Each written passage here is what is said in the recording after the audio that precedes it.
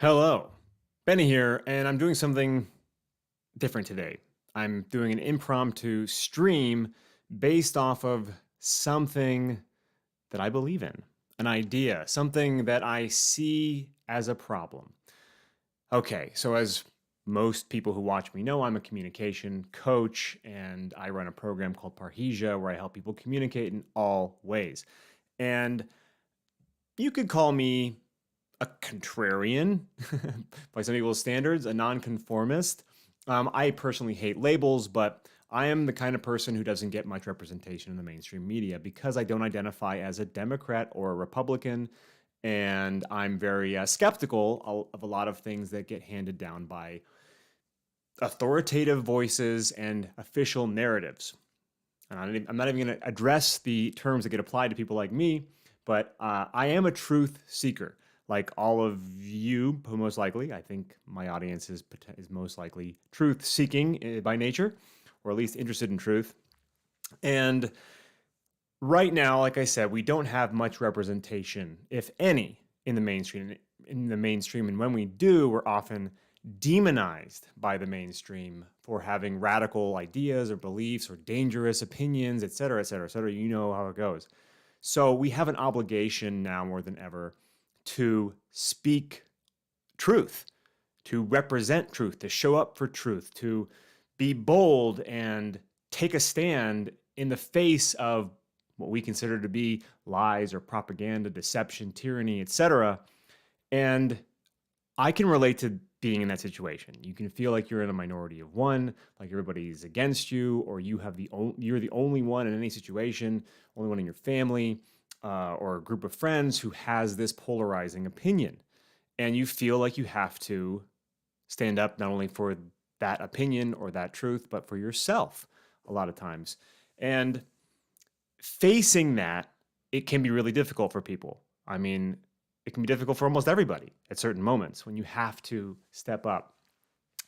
And one of the pitfalls that I see people fall into, and I can say this with certainty because I've worked now with hundreds of people in my Parhesia program over the last couple of years, in addition to being this kind of person, this outside the mainstream thinking guy for nearly 2 decades. One of the pitfalls I see people fall into is stepping up to the plate with a truth bomb and dropping bombs on a person or people, thinking that's what is right, that the right thing to do is just to speak the truth regardless of consequences. And I disagree with this approach.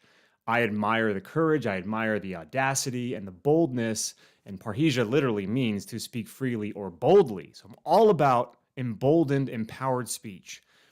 But when one just drops a truth bomb, not caring about how it's landing, not having no concern over the person who's receiving that truth bomb and what they're going to take from it or how they're going to react, is not the best approach. Because truth is not sentient. Truth is truth. Truth, similar to money, money is an energetic thing. You can hate money, but money has no conscience. It's just money. You can hate it or love it or be indifferent, but it's just a thing. It's a tool. Truth isn't a living, breathing thing.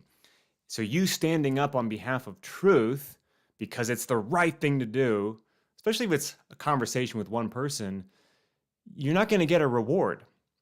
Truth's not going to pat you on the back. Truth's not going to give you a high five. Truth's not going to take you out for a drink afterward because you did such a good job defending it. If anything, you've done something harmful or hurtful and disrespectful to truth because you haven't represented it in a way that can help. You're putting more distance between the person you're trying to reach and the topic that you think is important or the opinion that you think is important to understand. And I think this is, well, I can't even, no, I know this is a trap that a lot of people fall into, myself included. I used to be that guy. I mean, anybody who knows me from Joy Camp knows that there's a character called the conspiracy guy who is me. I am that guy. I was that guy. And I have worked very hard to not be that guy. My journey of truth and empowered speech and communication and representing truth, all of that has gotten stronger, but I'm no longer the guy who just drops truth bombs for the sake of dropping a truth bomb. I'm no longer the turd in the punch bowl, to coin a phrase. And I'm now helping lots of people work through issues like this on a regular basis, helping them figure out a better approach. Now, some people say it doesn't matter. It doesn't matter. It doesn't matter what's happening, how it's landing. What's the alternative? Staying silent? No.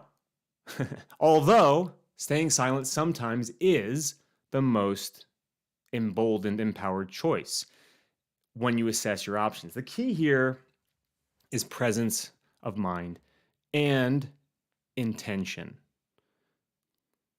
I emphasize intention a lot throughout my course because it's a framework that I apply to my own life, particularly with interpersonal, human-to-human, peer-to-peer interactions. I studied acting for, 20 years or so. And I don't do that anymore. And I'm actually really happy that I matured away from that pursuit, but I took it very seriously for a long time. And because I'm a perfectionist, I like to, when I commit myself to something, I want to be the best at that thing. When I committed to being an actor, I committed to being a good actor. I didn't commit to being a movie star or someone that people, held on some pedestal and won awards. I wanted to get to that place, not gonna lie, but I wanted to be the best actor I could be. I wanted to be like Daniel Day-Lewis, someone who is just like revered as being a good actor who also stays out of the spotlight. Anyway, the key to good acting is not being good at lying. That is one of the biggest misconceptions, if not the biggest misconception about what it takes to be a good actor. People who say acting is lying have never studied acting. Now, granted, you're not on stage as a character saying what you yourself would say. You're saying what the character would say. But the key to good acting is putting yourself in the character's shoes and understanding what motivates that person. That's the key to acting. You have to walk and talk and think and behave like the person you are portraying.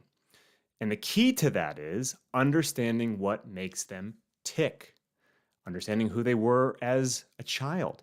What trauma did they receive? What are the relationships like? Have they been in love before? Have they lost love? What do they want within the confines, the context of the material? What is their goal? You have to know that as the actor.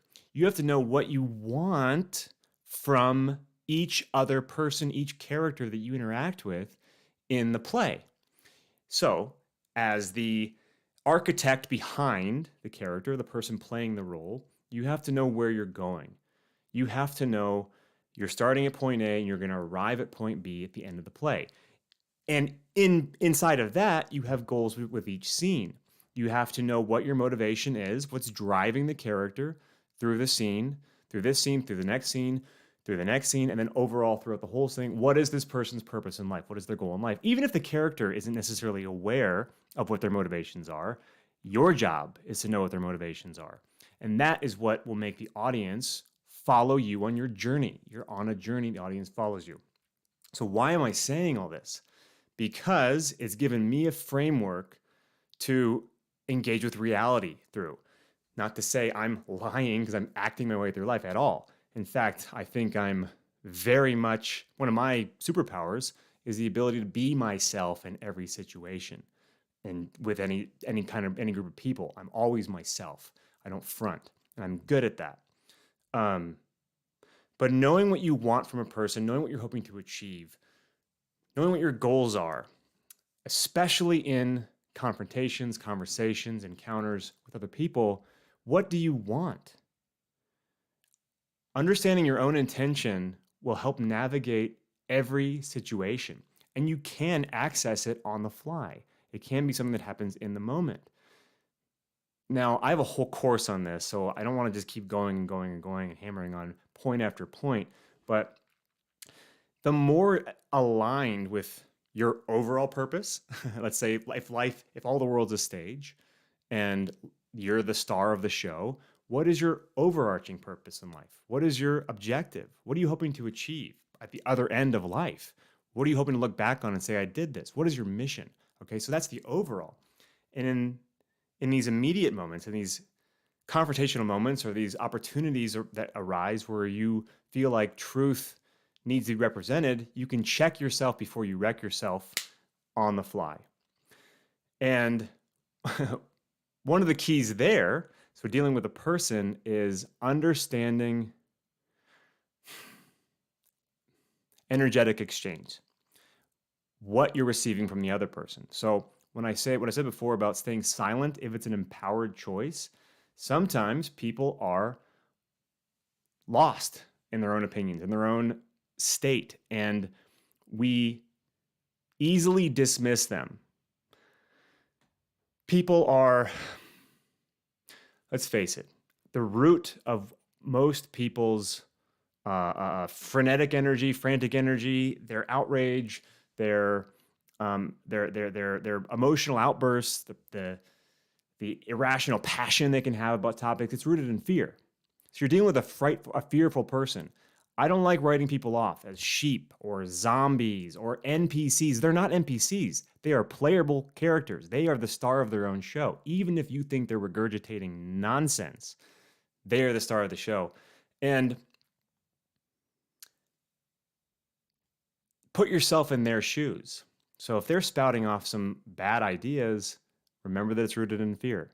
And if you engage with this person with a fighting energy, a defensive energy, or a guarded energy, or if you're keeping them at an arm's length, or if you go into it ready to debate and sure that you are right and sure that you won't learn anything from the other person, then you're both going to be sunk. And if you think about how we remember encounters, and I mean this with any situation you've ever had, whether it's, just a simple conversation or a really intense one, you don't remember exactly what was said. You remember perhaps the argument, the stance the other person took, the general subject matter, but you don't remember what exactly was said. But you do remember how you felt during it, during the moment, during the exchange, and you remember what you felt from the other person. So in my guide that I give away for free, that's in the description below, called Talk to Anyone About Anything, I go over some of the major tenets of communication, like asking questions and building rapport. But my most important one is know thyself. And I say this because it's the most important thing. If you know your overall mission, if you don't know your overall goal, if you know how to remember that the other person is still a person who just has some bad ideas right now, if you're present in the moment, you can navigate that situation more grounded especially than the other person. You have the advantage. You understand your intention. You understand your motivation. And you'll be able to navigate accordingly. And if you're up against a brick wall, an impenetrable fortress of nonsense, of a person who's just, frothing at the mouth, your more empowered choice might be to stay silent and not get into a fight and come back and re-engage. And if it's important to you, the person's important to you, you can re-engage at a future time when things are a little more calm. But it's all about understanding your intention and not just dropping truth bombs for the sake of dropping truth bombs. I think that's about it. Yeah. If you don't know, now you know. The last season of Parrhesia is going to launch this spring, which is not too long from now. I've been doing this for a couple of years. This is going to be season 6, and it's going to be the very last season of the course for reasons I'm not going to go into right now, but it is the last season of Parrhesia. And if you've been on the fence about joining, now is literally your last chance. So I have a wait list link in the description below. If you want to get on board and make sure you're in the know as far as when registration opens up. Click the link below and you'll be hearing from me. And I hope you do decide to sign up. And I hope all of this made sense today. I want to see you succeed in your communications, and I want to see you represent truth in a way that is nuanced and intentional, because the world needs you. The world needs you to step up to the plate and speak. And truth does. If truth were sentient, it would need you to step up and do and represent truth in a way that is applicable and helpful, and not just to blow up a situation. If it's important to you, you'll get good. You'll get better at it, and you'll succeed. But it does take work, like anything else. And, well, I'll leave it there. Hopefully that was helpful. Hopefully you got something from that. Anybody who's here, I'll check out the comments real quick. If anyone has a question, ask me right now before I tune out, or end the stream. Or if you're watching the replay, leave me a question or a comment or a concern. Or if you think I'm absolutely wrong in what I'm saying, you can let me know that too, and we can talk about it. I am firm about this. I guess the last thing I want to say is we're falling into the trap of division right now.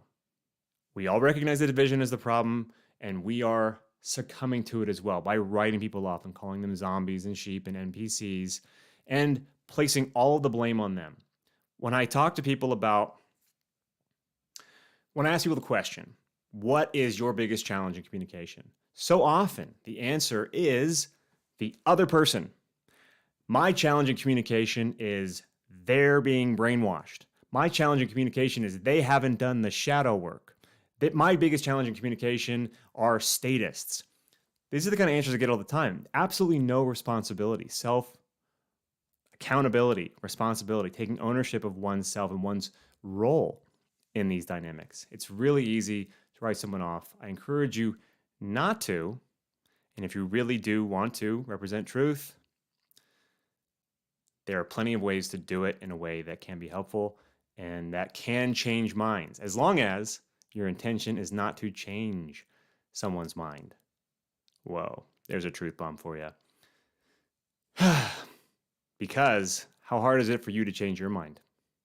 Keep that in mind when you're trying to change someone else's. And if that is your intention, expand a bit. Be a little more specific. All right, I'll keep it there. And I hope that all came across. I winged it. I'm just spouting it off right now. And I think I touched on all the points that I wanted to touch on. And if you are interested in the course, please join the waiting list. And if you have a question for me, drop it in the comments below. And I'll see you all in the next one. Much love. We got this. See you soon.